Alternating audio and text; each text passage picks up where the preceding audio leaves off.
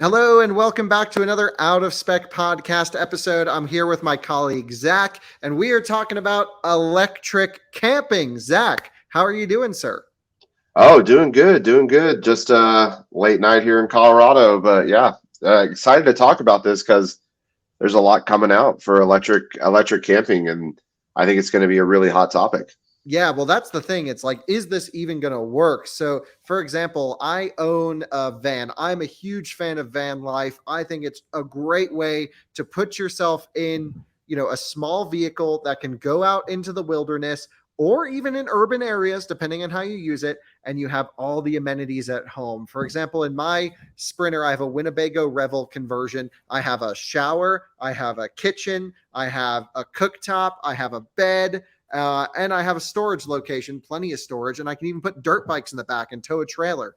So Hmm. to me, it's like a mobile home, if you will, except van life has seemingly, these Class B vans with lift kits, especially the Sprinter platform, have just exploded around here. Yeah, they're You everywhere. recently, yeah, you just checked out a transit one right off the bat. Are you a transit guy or a Sprinter guy?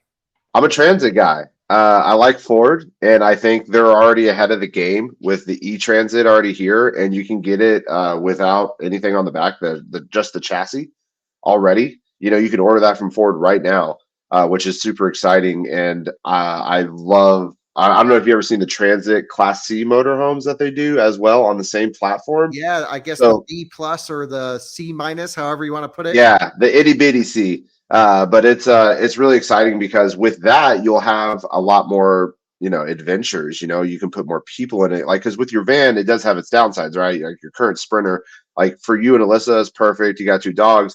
Man, could you imagine if like I tagged along and like Timon were in there too? Like It's that would just be not possible. this is not possible. So like I think with that, being said, with Ford already having Class C motorhomes on their Transit, who's not to think that something with a Class C on that Transit line with the battery or with the all electric platform is completely possible.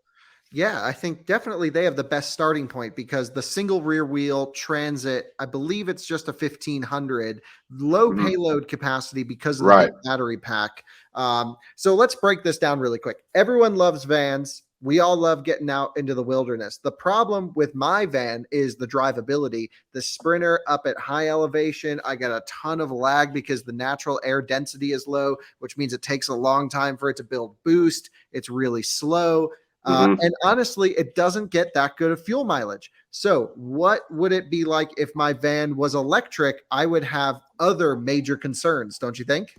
Yeah, I would have serious concerns right off the bat just because like we're basing a lot of this off the Transit, right? Just thinking the e-Transit, the range is what 115, right? Yeah, and that's Somewhere like around on a there. good day because the thing is to get you would have to get the high roof version to be able to stand up Yeah. inside of it. And it's only rear wheel drive. So maybe not Hmm. an adventure van, but at least something urban related. Yeah.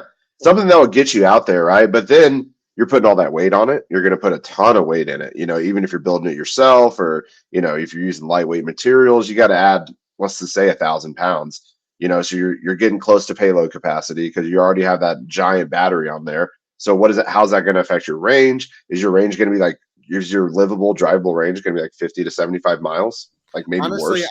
I think under 100 miles with today's tech in that van is probably likely. So Yeah. actually, there's been an example of this already. Winnebago has made a electric uh, conversion based off of the Ford Transit.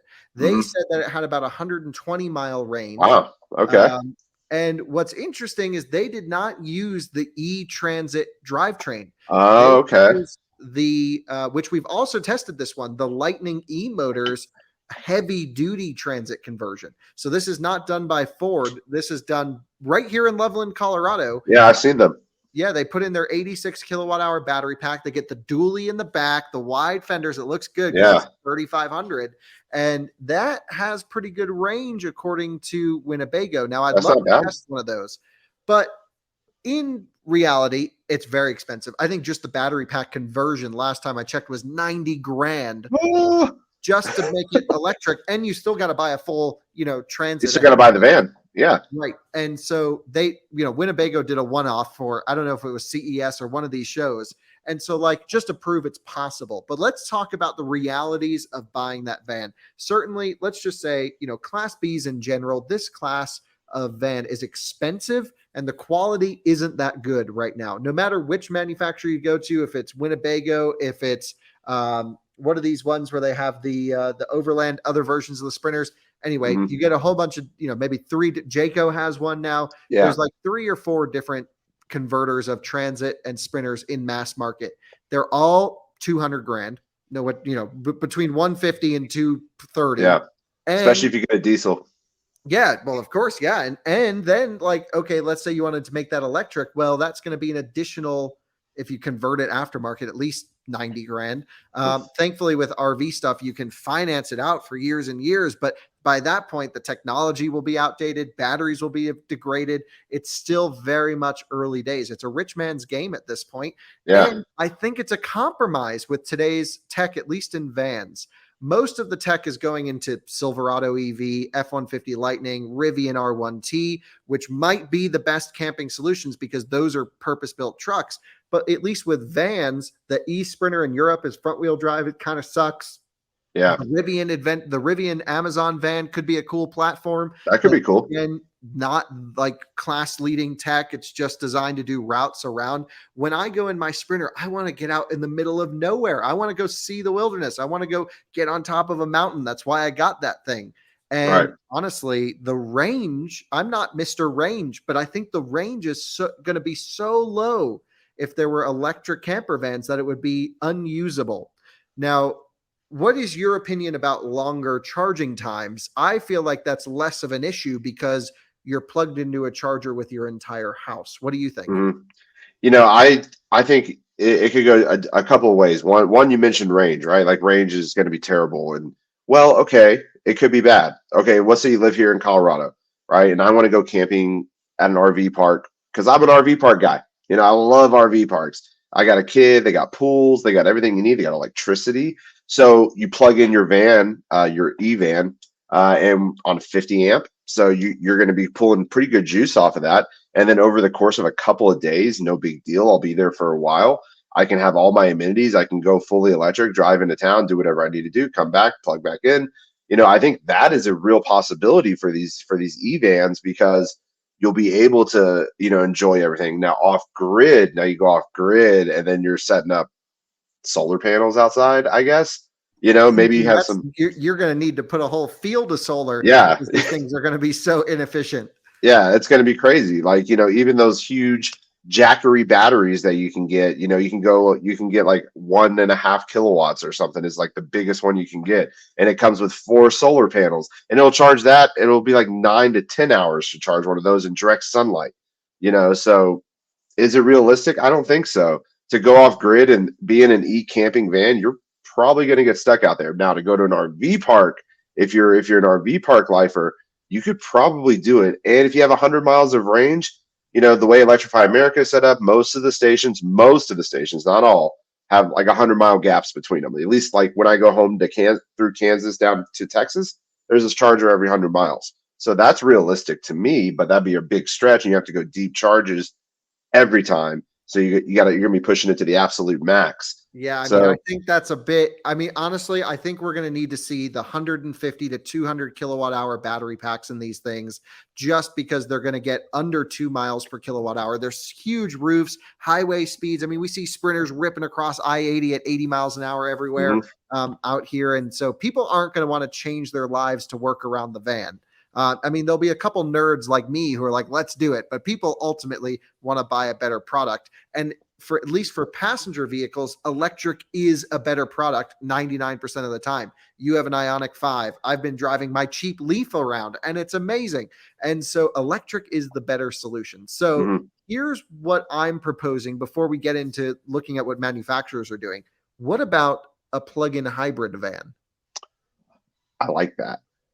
I like that a lot, actually, because you can get the little benefits of that little extra electric juice when you need it to go up a big hill. Like I had a plug-in hybrid Honda Clarity. If it came with some sort of hold button where I could save that juice, just like the new Jeeps do, and The Chrysler Pacifica does. So you can hold on to that. Like I think it's below 95%.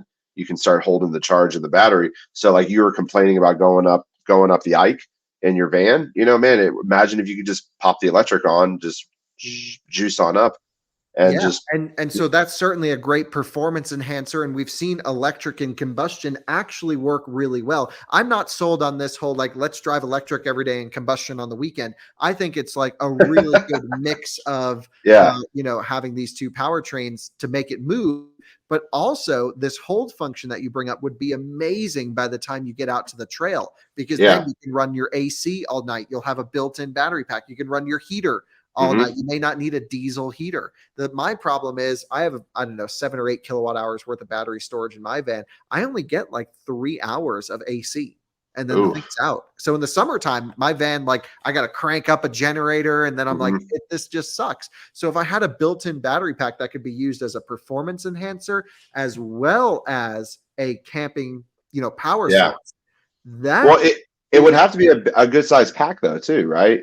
Because yeah, like it would probably be 30 to 50 kilowatt hours. like the new Jeep, I think is like 18 or something like that, The new somewhere around Range the. Rover is 35.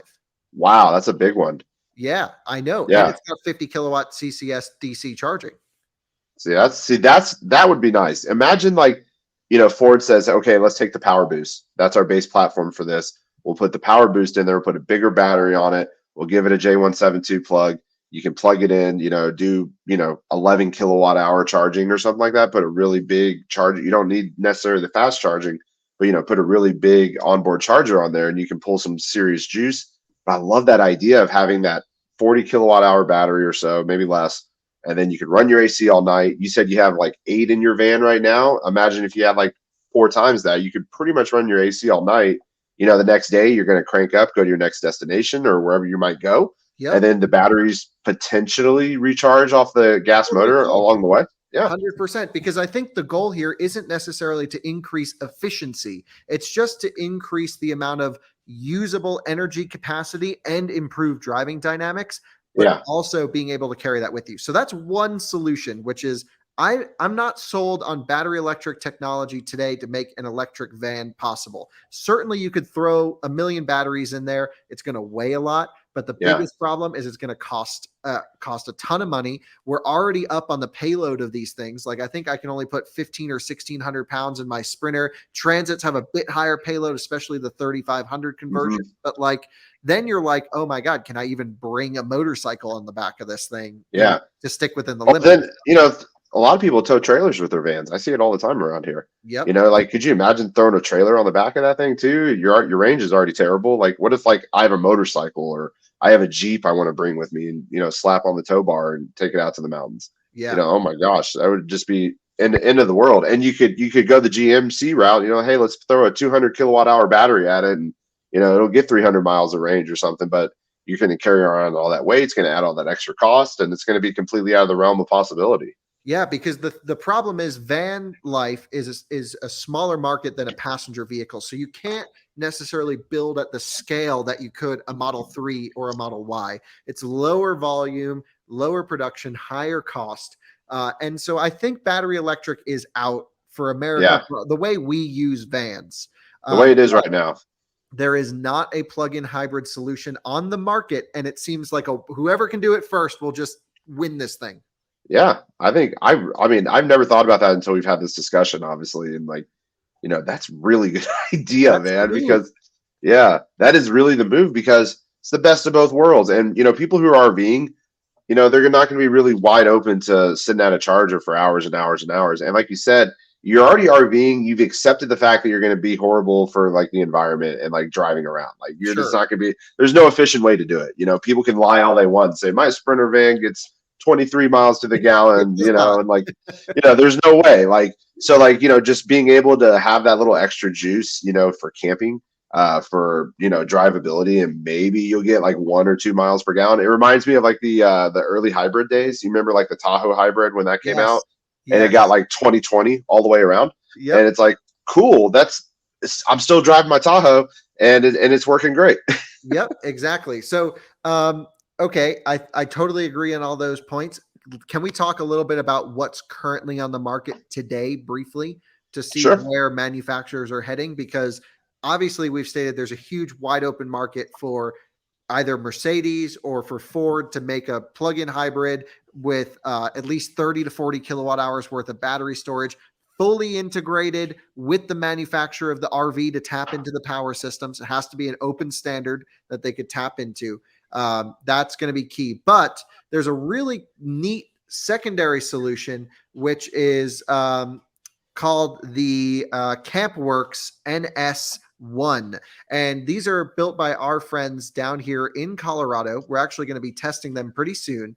And they have, I want to say, a 20 or 30 kilowatt hour battery pack inside, solar all over the roof. They're sort of off grid situations. So, sorry, 11 kilowatt hours, which is not bad.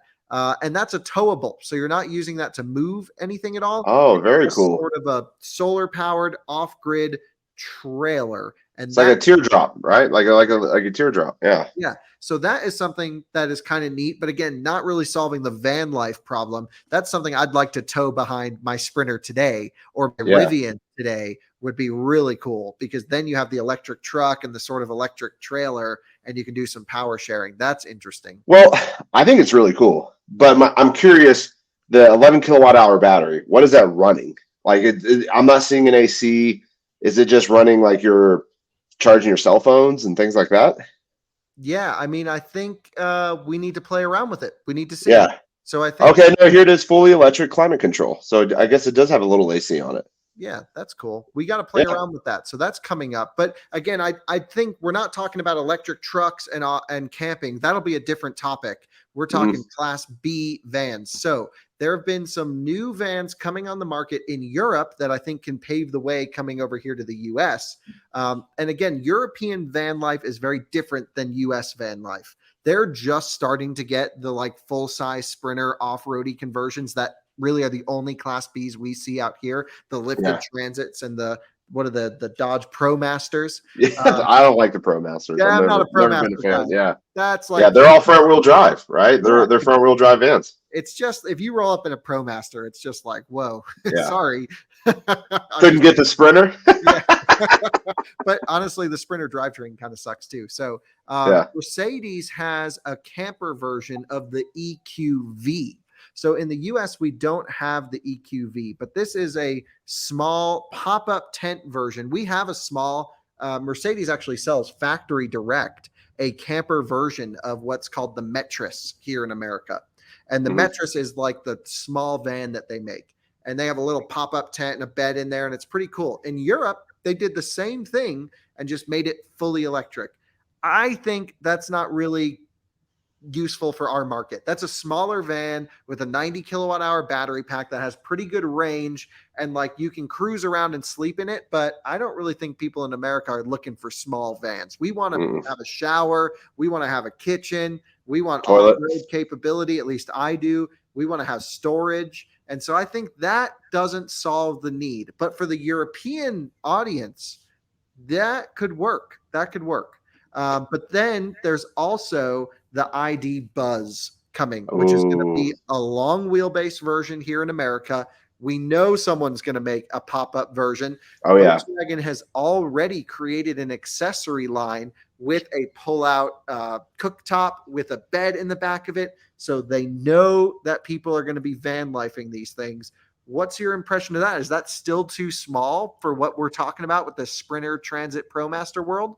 You know, like it is. I think it's a step down. It reminds me of the Chevy Astro back in the day. Yeah. Like hey, I'm not a minivan, but I'm not a full size van. I'm a Chevy Astro, and that's how they marketed those. You know, and like so the Buzz is even actually I think it's a bit smaller than the Astro actually was. And dude, those are everywhere up here, by the way. But anyway, that's another story. But anyway, with the Buzz, I'm curious: are they going to offer a high roof version? Do you think they're going to push it out a little bit more to give people a little room to kind of build off of it? Are they going to offer like a chassis version too?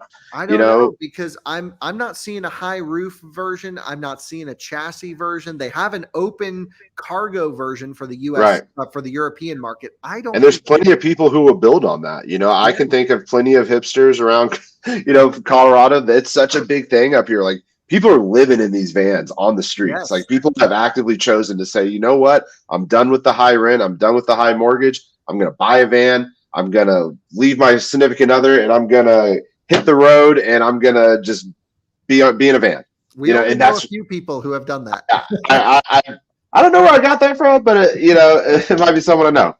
But Yeah. but I think it's an active choice that people make. So then, okay, I'm gonna get this ID Buzz, and I'm gonna go live in it because you're gonna be spending a ton of money on the car, the rent, to build it out. You're gonna add all that weight. I do not see the possibility unless you chop the roof and put a high top on it, of being able to do a shower in there or anything like that. Unless you like, yeah, there's just no way, because you I got the think battery right beneath you. you got to go high roof. Now Yeah. the thing is, if they can do that, well, think about this. There's at least today a ton of free charging points still around. If you look hard enough, you'll Mhm. find free charging. And if you're sleeping in your van, who cares how long it takes? So, Yeah. okay, your total cost of living, if we're talking about living in a van, you spend the money on the ID Buzz. People will, leave their job, drop it on a van, Yeah. and then they get 3 years of free charging on Electrify America. They get, DC fast charging. Dude, if They they get do that on the groceries. Buzz, if they do the 3 years free charging on the Buzz, man, that would really open that door because you hear the biggest complaint from these van life people is how inefficient the van is. And then you can go on YouTube and find plenty of people who are doing this and have been doing it for years. And they've hit really hard times recently because gas is so insanely expensive. They're just like, well, we're going to stay here for 4 months because it's so expensive to travel right now. So if you can get free charging on Electrify America, you can go over 100 miles. Yeah, Man, that could that's really a open that market. And door. then we're going to Yeah. start seeing like packages dropped off at Electrify America stations, and people are going to put them as their home address. Yeah. But that'll lead to more, and this is so hypothetical, it's crazy, but that'll lead right now we're seeing the problem of the chargers right now where people are camping on them. Yes. Like an ID4 owner, it's free charging. I live right around the corner. I'm at 98%. I'm just gonna let it keep going. Right. So there's a problem there, and I think they need to do some sort of limitation where it's free up to 80%, and then after that we're gonna start attacking you, or Right. something because that's a separate problem, obviously, but it's something that we need to think about too with these vans coming on board, and they do offer 3 years of charging, and man, that'll open. I can think of so many Colorado people who would just say, yeah, that's a great idea. I'm gonna build a Buzz out. I'm gonna Yep. go travel the country in it. I And mean, who cares how long it takes? You're on vacation and you get free yeah, charging. You're just cruising. like So there's a let's break this down really quick. yeah, Electric van life for the full size Class B vans that we know today, the Transits, the ProMasters, the Sprinters, with the lift kits, with the shower, with the beds, the high roofs. I'm not seeing that as a viable electric solution to happen anytime soon here because it's just the costs will be so high. The quality, because of not mass production, you can't spend all that much time engineering these things, will continue to be pretty low. Just like I know from experience, I have the most popular Class B Sprinter out there. The thing is falling apart, like it's not built. Okay, so that's the issue. I think we're onto something with this ID Buzz size as people who may want to shower at, whatever the gym membership would be, Planet Fitness showers, yeah. really, not like posers like me that really want van life. That ID Buzz, maybe the existing e-transit today, if you don't build it out crazy, that's That's possible. a possibility. Yeah, That's especially possible. yeah, because especially in the e-transit, like I think we're gonna see because first of all, let's get it out of the way. People who are building these vans out themselves don't give two squats about cargo capacity. They'll just overload them, Yes, and true. and we're gonna see that. We're gonna see people like, hey, I want to build the first high roof e-transit, because you can get that cargo one stripped out just straight out, Yep. and you can build on that platform, and that's pretty much the like the Winnebago on the I'm surprised we uh, haven't seen it yet. Where yeah. where are these things? And then, so that's coming. No question, that's an idea. And then what honestly needs to happen in this market, and I also think to the pickup truck market, to anything that's big, heavy, might be towing or going out distance, where you don't want the electric side to limit your Yeah. adventure. We need a plug-in hybrid van solution, and You that's know, I do want to touch on the pickup. You mentioned the pickup, and I think I would love a Ford Lightning the base model, 4-wheel drive, big battery. And Lance makes a 5.5 foot drop-in truck camper for that. And you, with a bathroom, with a shower, with a queen bed and a dinette. Like, I would love that in the back of the Lightning. I think that would be so cool. And that would be the right solution for me because I can still have my truck. I can still take a family of 4 out pretty comfortably. And I can go all electric and I'll probably get 150 miles of range. But that's very livable. Are you dying over there with your cough? Man, we had some construction over here, so it's been a little dusty in here and stuff. Oh yeah. Well, okay, let's call it a show. Those are our thoughts. I think the future is wide open. Right now, no one has scratched the surface. We're going to get there. We are going to see these things. I think as soon as someone does the plug-in hybrid thing, as soon as someone gets turned on to a mass production on this transit chassis, as soon as maybe this Rivian van is open to the public, maybe this Rivian Mercedes van partnership could be the key. There's a lot of cool stuff brewing right now, but right now, no options. And I think plenty to come down the line. Would you agree, Zach? Very excited to see what's to come. And I'm really excited for the first person out there to make an e-transit camper van. I'm so excited to see that.